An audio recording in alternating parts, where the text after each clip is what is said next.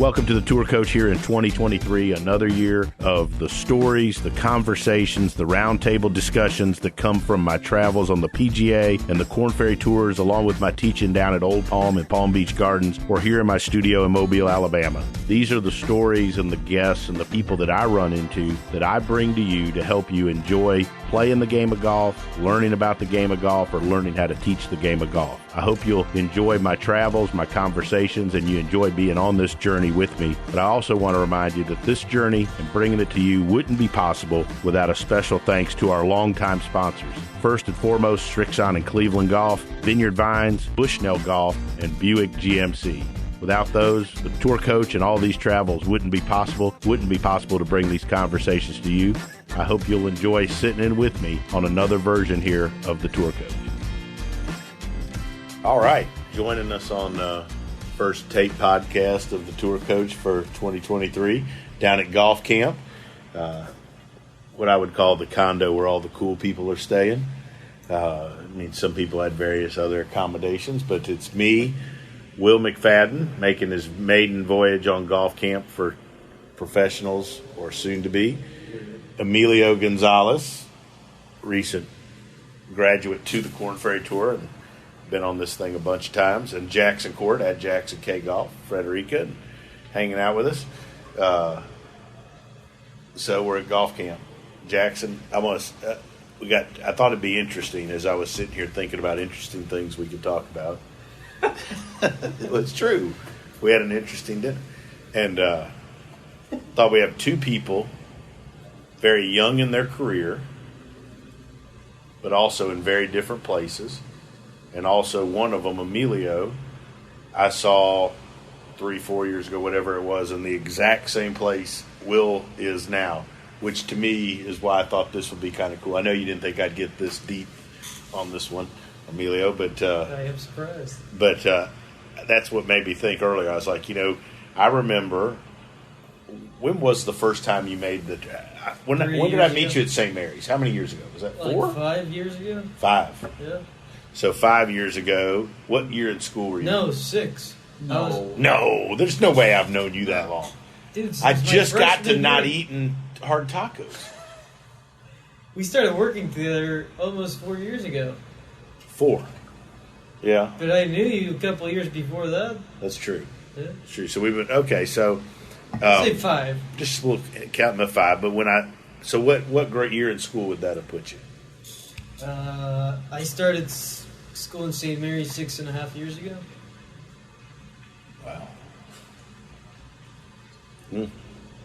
Anyway, so you're a little younger than Will when I first met you. But when we started working, you were close to actually where Will is now. Yeah, exactly.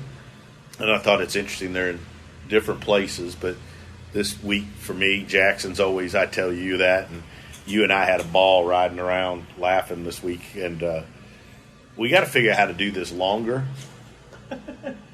and for my liver to take it.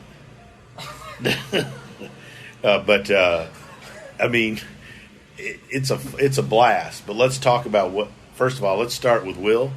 What have you learned this week? You say you're entering your last semester at Troy University. You've been a long-time dew sweeper. You're one of the all-time goats of junior camps to graduate. And if we actually get you to the tour, it'd be a great moment for dew sweeper worldwide. Well, it's just been an incredible week so far where we've just got all these guys around that are much farther along in their careers than I am at the moment. And to see the way that they go about their business on the golf course is very different than what I've seen in the past. It's what do you mean by that? It's how they take care of their business or go about their business. That's interesting. Just kind of how they make sure that every fundamental set up, with whether that be short game, full swing, all of that, it's the first thing that they do when they show up. They don't neglect the simple things. And I think a lot of times when you get into a schedule like if you're in college or in high school golf, you can neglect the easy stuff, which can lead to big problems. And I think just seeing them take the time to check all that is really interesting. It's good. That's awesome. Emilio, so you've been to a few of these now. Yeah. Talk about what you got out of this week, but also talk about how you've seen like your appreciation or your understanding or how we've worked this week has changed over the course of the last few years? Because I'm curious to know. Yeah. Obviously, as I was saying earlier, every time I get a chance to be around you and Jackson, I know I'm getting better in any part of my game, so always grateful for that. But I've done 3 of these trips now, counting this one, and just comparing my last few experiences to this one. Like this one's, I'm just obviously polishing my game. Not only like right now, I've been doing it for the last few weeks now, but just figuring out exactly like how I just got to keep doing what I'm doing, and not just bounce off that. Obviously, it's worked for the last year. I had a good finish to the year and gave me a good status for my upcoming year. But, yeah, that's what I really took out of this week. It obviously helps when we get to play really nice courses, too, because it prepares you. You're playing a really good test of golf with really good players, too. So there's no better way to prepare yourself for that. In previous experiences, I was just more than anything to like learn. As Will was saying, like I was just in another state of my career where I just had a bunch to learn too. Like talking about like how other players, like whenever they would show up to the range, they always knew exactly what they were doing. Did you back then? Not really. Like I knew how to get better, but like I was not organized at doing it. And that's like the reality of things. And now I'm like really good at it, and I'm really disciplined about it. Mm-hmm. And that's something I learned in camps like these. Yeah. By watching Rick, Lucas. Yeah. Stuff like that. I thought especially not last year, this year, but the years before, with the years with Lucas, Will, you spent a bunch of time around him during COVID when we were all up at Frederica at the time.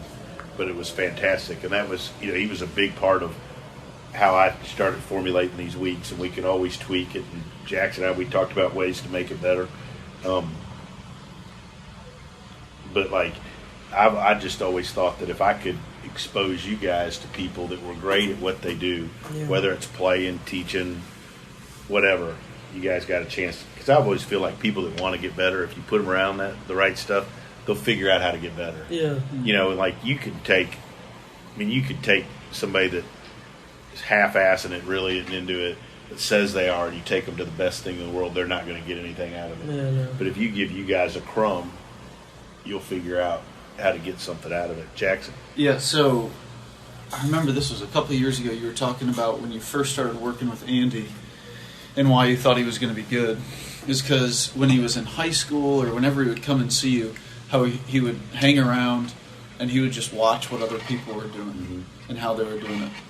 Right now, I think he's on the other end of that spectrum where people are now watching him and how he's doing it, which, tooting the horn of McFadden over there, I saw him do a bunch this trip, which for your rookie session at golf camp, I think is pretty cool. Like he was just hanging out on the putting green watching Emilio, talking to Andy about shots. I said to him, I don't know, a couple months ago, I asked him what his off season was, what it's going to be. And I just said, hey, these are basically the dates we're going to go. You ought to go. And I was like, I'm going to take a spot because I really thought, like, I've watched him go through college and want to learn. I watched him come in COVID and be a sponge to try to learn from Lucas and the guys. You were around in COVID.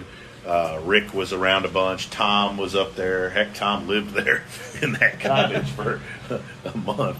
And, but I watched, that was it was like an extended golf camp, right? Yeah, it was. But I watched how much you wanted to learn. I just thought it'd be interesting. But then I was thinking today when I was riding around the cart and kind of watching everybody out there, I thought, like, man, I remember when Emilio was Will. Yeah. Right? And you said it great. Like, back then you were just trying to learn. Now you're actually here, but you're preparing for something. Yeah. Going, which I think, Rick is, and Andy's got Saudi International and Peter, too, coming up next week. So, how is it different trying to prepare versus trying to learn? It's weird because obviously you're trying to get better in your own game too. But it's weird for a young player.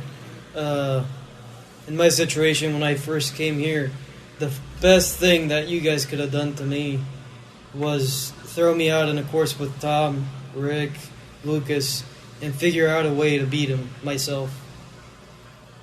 Like, I mean, at that point, like, you're not going to get really, like, extraordinary golf by just being in a bay with you hitting balls, you know? You got to figure out your own way, too, of, like, okay, so I know how to hit these shots, but you're obviously seeing that other people have, like, more shots in their bag than you. More tools, yeah. So you just learn from that, and then from there you learn and try to beat him with it. But I think one of the cool things, and we're going to turn this on to Will, and we'll have this discussion, but like I said the other day, or we were talking, like, Andy, you played with Will, what did you think? I think the players, given the younger guys' feedback, is very valuable. It is. So, like, you've watched Will for a few days, y'all roomed together, I don't know what's going on back there, but I mean, y'all seem to be getting along fine. I mean, and this condo, by the way, is fantastic. That's what we've had. And what do you think of Will's game? And when you look at, you remember when you were there, like, what advice would you give him from a player's? Because, like, Jackson and I give him teaching stuff, and I give him life coaching in the cart all day today. I've heard being a life coach isn't that hard. I'm going to try it, right? So get me that yellow hybrid. First thing you got to do is get a hybrid shaft that matches your shoes. Everybody knows. So thanks to A6 and Shrixon. But you're looking at McFadden. What do you see? What'd you like? And like, what would be your advice? I played with Will before this week at Fred, but that was a while ago. But obviously he's a fantastic ball striker. He's got a lot of talent. And, Hits it hard. Hits it pretty hard, yeah. Really good ball striker overall, yeah. But, Other than that heel cut he hit today with an iron. That night. Wow. That was one of those ones I'm watching as a teacher, and I just didn't even... The sunglasses that you use, you just keep looking and hoping there's another one coming. Didn't get to hit that one again. Go ahead. Sorry, Emilio. No, you're good. It's just like get yourself more tools. You know, like we play a game that you could play a tournament and you can have a very different golf round every single day. Just because there's so many uncontrollables, and like you just have to have those options. It could be windy, it could be wet the next day, it could be soft or firm. You never know, you know. Mm-hmm. So I just think it's really important to always have all the tools possible so you can score low no matter what the conditions are. But that's it, really. Like you've got a lot of potential, and I think that's. He reminds me very different players, but he reminds me of you in his wanting to learn. Yeah. And like I know Jackson, you said you watch. Like I think we both the same. Like you watch how he's watching other players, right? And I even watched it in the gym. And the funny one was like he was kind of paired up with Rick, so he went into one of those things pulling like he was gonna outdo Rick, and you know. BDR's like, next thing you know, he's on the floor like I'm out of gas, right? But you know, but I like that though, and I think that's one of the cool things about this week for me. And Jackson, I'm curious about your perceptions as a teacher, but like, you know, there's good and bad to what we do this week. Like we don't probably get as much one-on-one time as we need to. I like the whole that we're all together a lot, so because you got too many people to beat. Everybody gets 2 hours in a day, right? But I also like the whole going to the gym and watching how they are. You and I talked about you in the gym. I like to watch them go through that to see how hard do they do it, where are they. Like I could watch these guys work out and see places that were unstable or, you know, inefficiencies or areas that are weak, whatever, that you know that relate to what I see in the golf swing. So because like it's different in the gym than it is hitting golf balls. And then the other thing is playing 18 holes with everybody, where like obviously we were having fun and all of that, and I'm playing up. I should be 2 sets at Bear Lakes. First of all, I will never play that golf course if I'm not 2 sets up. But Floridian from the threes is perfect for me. Lovely.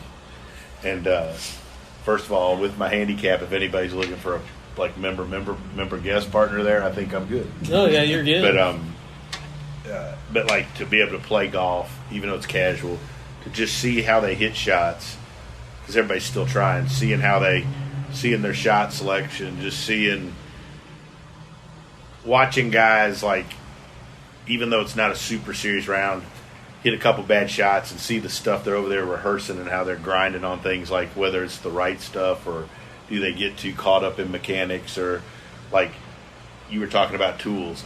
It was great to watch on a golf course, and I'm sure you did this around the greens, like how many guys are one-dimensional, or do they need more tools and dimensions around the greens? So I think that's like the real benefit of it. And I think we should do a better job taking that to other people that we work with. It's hard when you do hour golf lessons, but that's what's so cool about spending a week like this. It's not, to me, it probably helps me and you, Jackson, more for the rest of the year than it necessarily helps them for the next tournament. Yeah.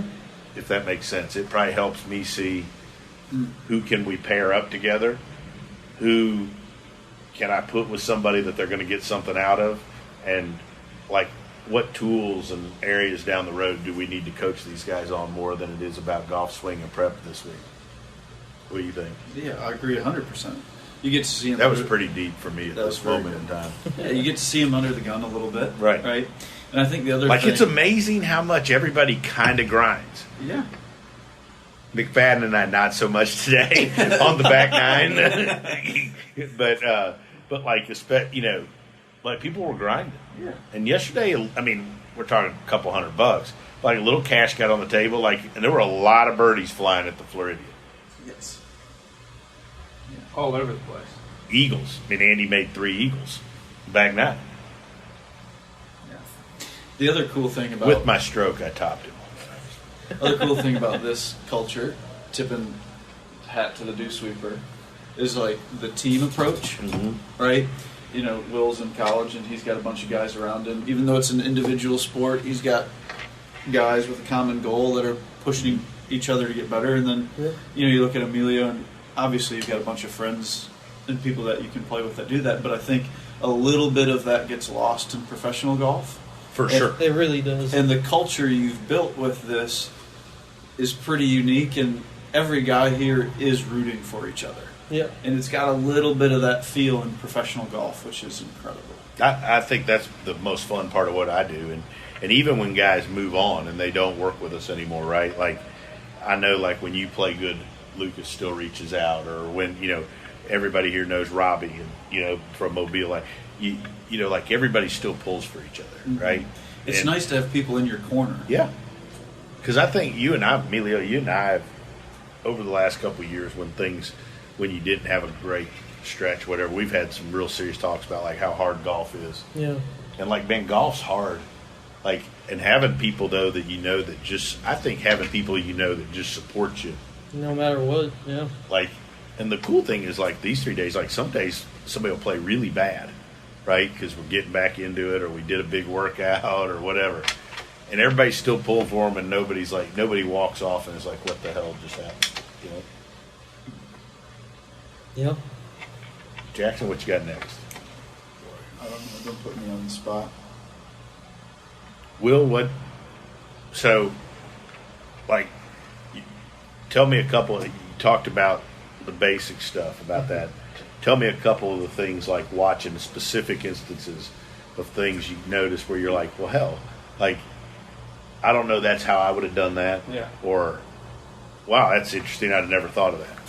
I know, everybody's touched on it in this talk here, but about having a bunch of shots, and it's definitely something that I think can get overlooked, having different shots that you can hit, even if it's not your stock shot. Like, you're always going to have to hit a shot under the gun that you may not want to hit. And I know I was listening to one of these a few weeks ago where Emilio talked about having to hit a high fade at Q school, and how that's not his comfortable shot. One of our better coaching moments. How that's not his comfortable shot, and how he knew that at some point he was going to have to do it. And I think, like you said, this game's really hard, and at some point you're going to have to hit a shot that you don't want to hit, and to have as many shots as possible would really help in that moment, especially if it comes at the biggest stage. Another reason why I love this, and it makes my job super easy this week, is having those players here. Like when we were on the range at Floridian, and you were talking about how when you hit your long irons and it's going right, and you got this certain wind. I didn't have the answer, but I knew somebody that did. And so we just walked down to the other side of the range. I was like, hey, Andy, what the heck would you do here? Right? And that, I learned maybe more than you do in that moment, like you were saying earlier. But I think that's an incredible aspect to this. Like we're talking about with the tools maybe around the short game, but, for your long iron shot with that into the wind off the left. Right, absolutely. And what he told me to do there, I would have thought the opposite. I would have thought the exact opposite. Right. And so he told me to do it, and sure enough, I moved that ball back a little bit, and there it went. And I was like, okay, we're good. Yep. And then hit it on the course a couple of times, and it worked out. So it's just really interesting when you have these guys around and you can pick their brain and figure out how they do it, because it may not always be what you would think from your golf swing knowledge. Like, it could just be a certain tick in their brain that does it, and it may work for you too. So well, I think that golf is so field oriented, right? Mm-hmm. We get people all the time that field players. Everybody's a field player, right? Mm-hmm. But like what it feels like to you or feels like to you, I don't know. And like we can pull stuff up on a swing cap and all that and show you shit, but we can't tell you what it feels like. But like, when you've played at the level you guys have and under the pressure you have, certain things that feel certain ways, and you can share that, right? And I think that's why also as a teacher it's still important to be able to play some golf. These guys that can't break 90 drive me crazy, right? I'm going to get on a soapbox, but I'll get off it. But how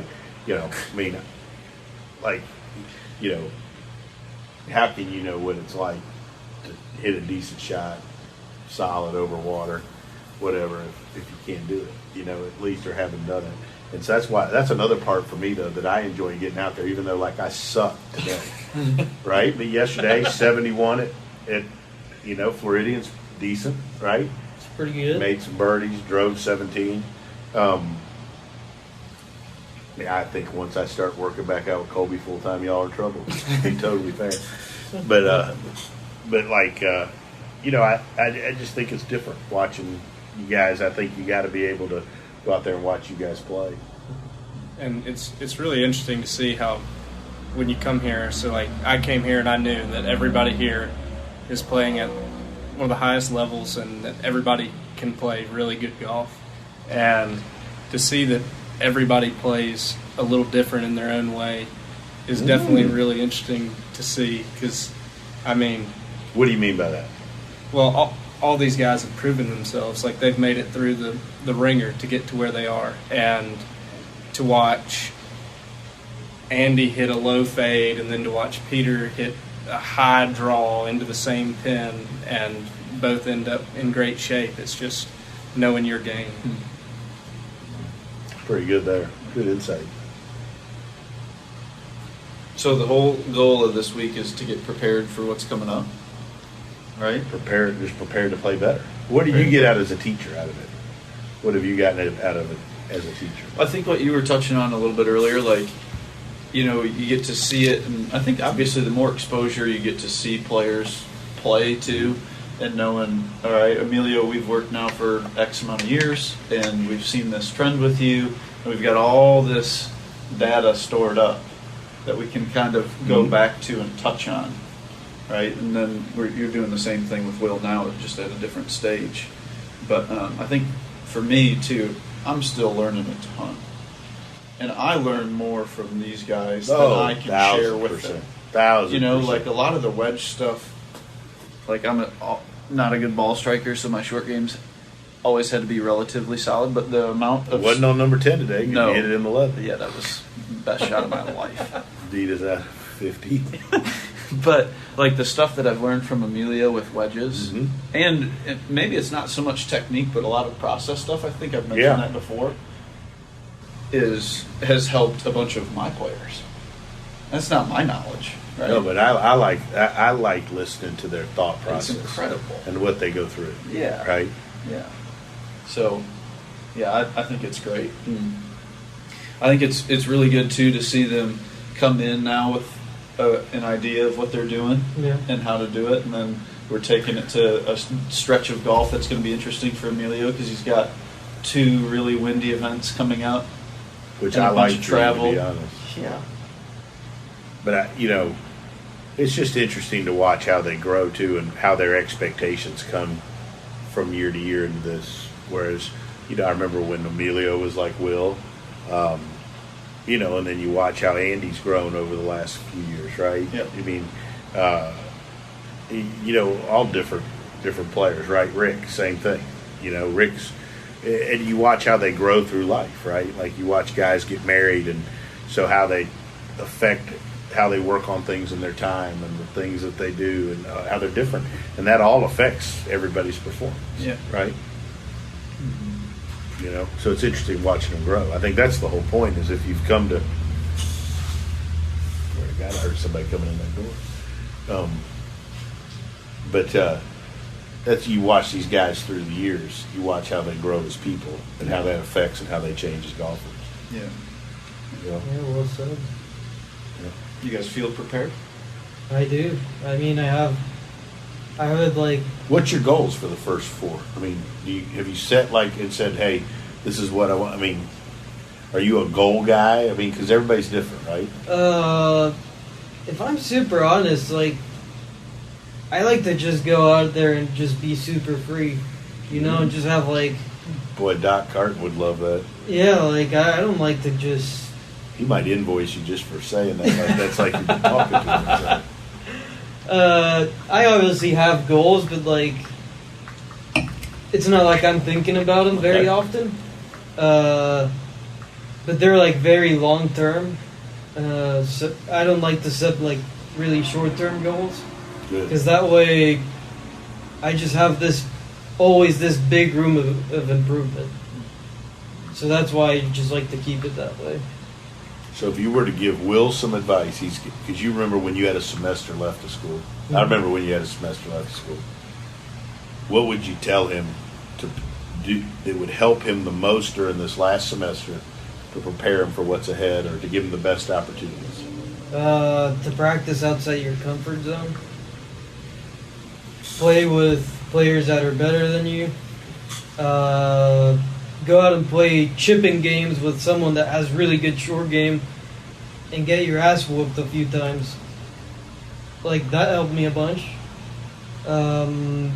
If you don't like to hit fades in the range, that's what made me successfully get through Q school. I was prepared to hit shots that I was never really capable of hitting because I didn't like to practice them. And that's really it. Just do that. Because it's always the toughest whenever you have to do things that you don't like.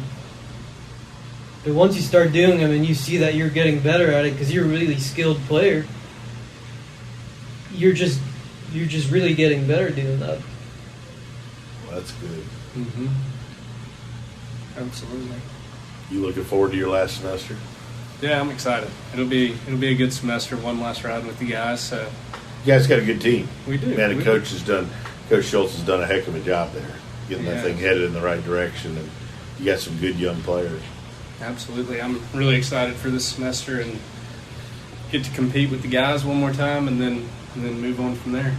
Have some fun. Yeah, that's awesome. We could be roommates down here, Will. We could. In this condo.